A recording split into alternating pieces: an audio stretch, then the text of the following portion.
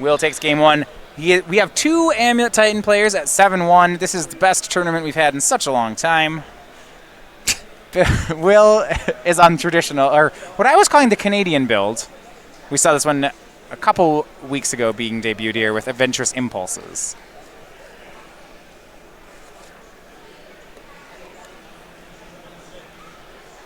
There's our other player on Hive Mind Lotus Blooms. Can we start officially calling the deck Canadian Amulet? I just miss Canadian Threshold. Got to give some respect to the Canadians for their innovations. Gemstone Mine start here from Will. Getting game one off Dredge is pretty decent. That can be a tougher one. We go ahead and see Sakura Tribe Scout, but that's going to be hit by a Dark Blast from Mark Kelly. Ooh. Very favorable exchange. Yeah, that's a great one for him. Not only he gets a Dredger in the yard, he's actually just going to second turn bin a life from the loam. I think part of that is you're not really going to want to cast the Dark Blast, and if you are, you're going to see it at a time. Radiant Fountain from Will casts 2 amulets. Yikes. Okay, well now a bounce land means he has 6 mana. It's reasonable. The double, I'm of the opinion, when people ask about the deck, any hand with double amulets in it is almost a keeper just by itself. No lands? Okay, well, Mark, yeah. How about both halves of an Ancient Grudge?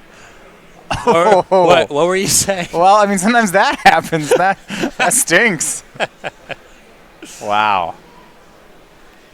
Gruul Turf from Will. Instead of having 6 mana this turn, he has 1.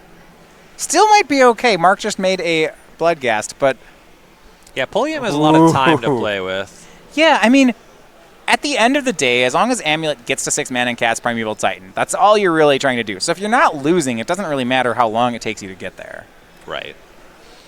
Pretty slow start for Kelly. That was that quite ancient the turn. drug. Oh, that was enjoyable, but it does not deal damage to Pulliam. Right. This is the first one. Will down to 20. Remember that Radiant Fountain pushed him to 22. And a loam from Mark Kelly.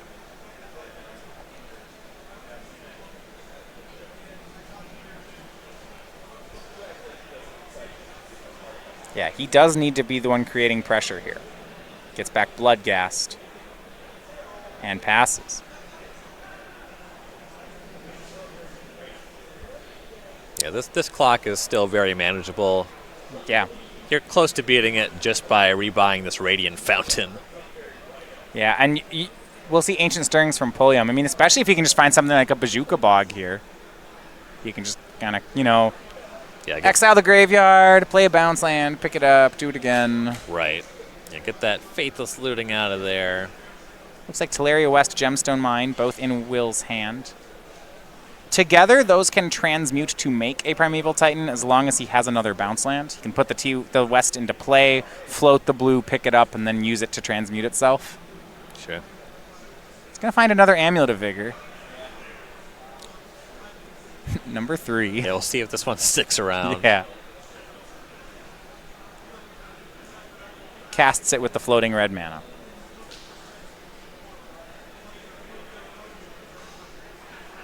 Teleria West Gemstone in hand. Looks like he'll make the Teleria West. It will untap from Amulet. But blue colorless doesn't do too much in the deck. No. Ooh. Kelly will Dark Blast his own Bloodghast and then crack a fetch land to get the Bloodghast back. So the idea here is he just wants the Dark Blast in the graveyard? Yeah, he wants to have that one available to dredge up.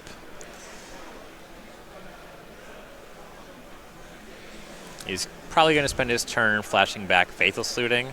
Okay. So he's going to spend 1 dredger. He would love to have 2 in his graveyard when he fires that off. He wants to make sure he doesn't run out of dredge cards. Right. That makes a lot of sense. Heads up play on Mark Kelly's side. At this point, Dark Blast doesn't figure to be very relevant. It already did what it needed to do when it hit that turn 1 Tribe Scout. Mm-hmm. So first dredge is Life from the Loam. That's the card for turn, and he flips over some nice dredgers in Stinkweed Imp and another Loam. Yeah, that Stinkweed Imp was a very good find. Flashback of Faithless Looting, and here we go. His first draw will be Stinkweed Imp. Here's 5 cards, 3 lands, a Cathartic Reunion, and another Imp. So we'll try 5 more. Land, Golgarthog, Narcomoeba, Faithless Looting, Narcomoeba. This is fine. It's 2 1/1s. Yeah, you'd like to do better. It's pretty slow.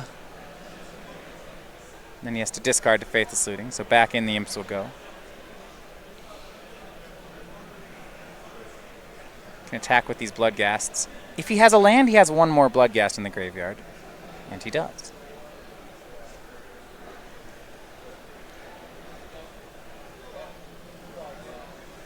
One more card into that will be the Life from the Loam.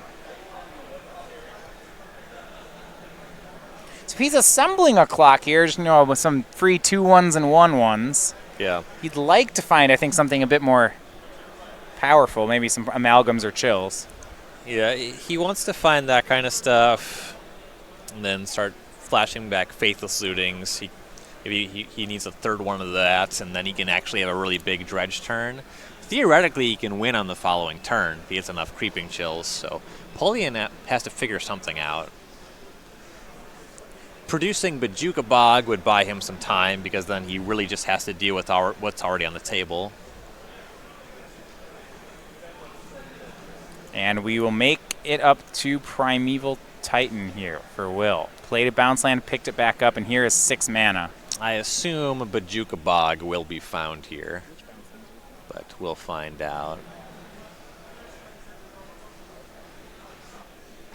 Yeah, with no blockers here, looks like we're going...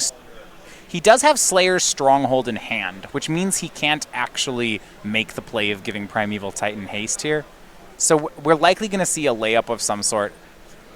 And it looks like Boros Garrison Bojuka Bog will be just that. Lets him even pick up the Bog. Yeah, there's not too much concern about Primeval Titan dying. Right. Really tough for Dredge to do that. Kelly's hand is 3 lands. Yeah. If there was, you might see something like Simic Growth Chamber Bog pick up the Teleria West. But this shows some confidence from Will that he's willing to get both the red-white land and then pick up the Bog instead. Right.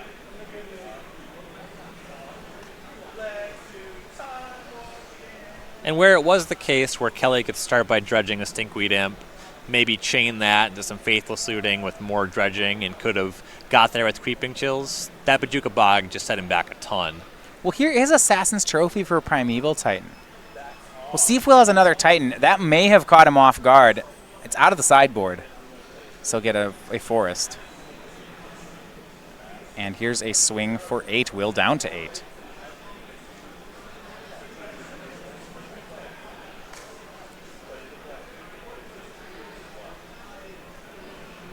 And remember, if he wants, he's a bit pinched on lands. If he wants to gain life, that Radiant Fountain is actually in his hand, so he can't. If he has a Primeval Titan, he can't search it up.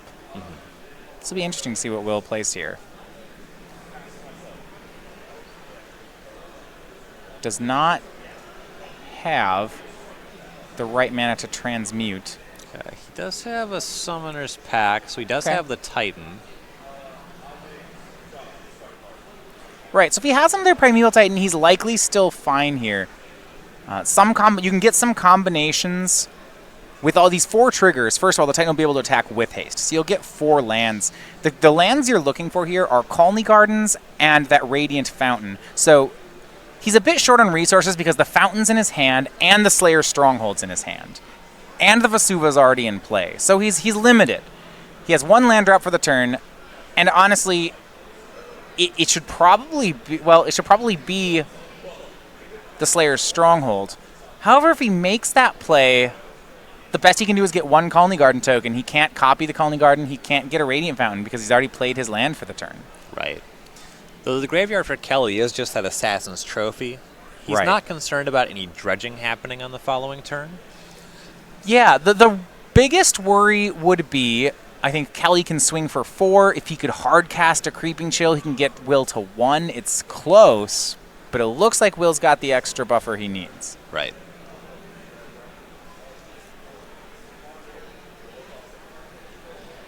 So, Summoner's Pact for Primeval Titan. Here is 6 mana. That Vasuva's copying Gruul Turf. He'll cast Primeval Titan. He has the haste and 2/0 ready to go. But like I said, the lands aren't completely free here. He's already made his land drops, so as far as utility, we're not looking at too much. Colony Garden's pretty good. And that's about it. Right. He can swing for 16 if he wants. You know, he can get this Sun home. It's nice, but not relevant. Mark's at 19. None of his creatures block at all. Will win on the next attack regardless of what he gets. So he's likely to try to get defensive cards here. What I'm interested in him looking at doing is whether or not there's a line where he can get a bunch of blue mana and maybe transmute that Teleria West for something that could help him. Sure, like engineered explosives to buy some time. Yeah, I think he's short on mana to make that play. It actually, yeah.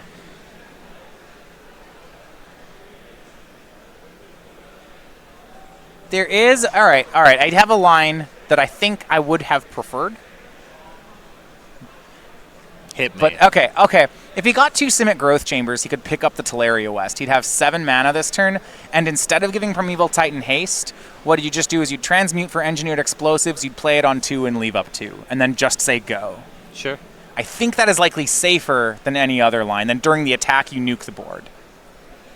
Yeah, that makes sense. This is likely to work.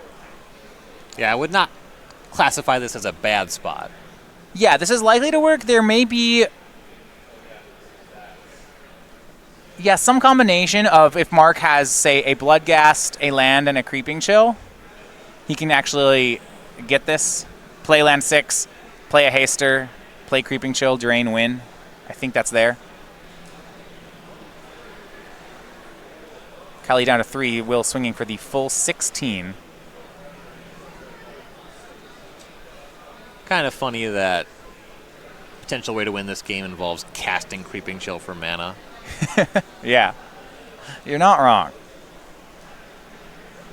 But down to 3. Can Mark put together 8 more points? He has 4 damage locked up on the table. And here's the 4th Bloodghast. Here's a swing. Does he have it? 1, 2, he takes 6. Will's down to 2. And Mark cannot finish it off. Land Creeping Chill would have done it, but Mark does not have it. And it was Will Pulliam, 2-0, your winner at 8-1. A strong showing.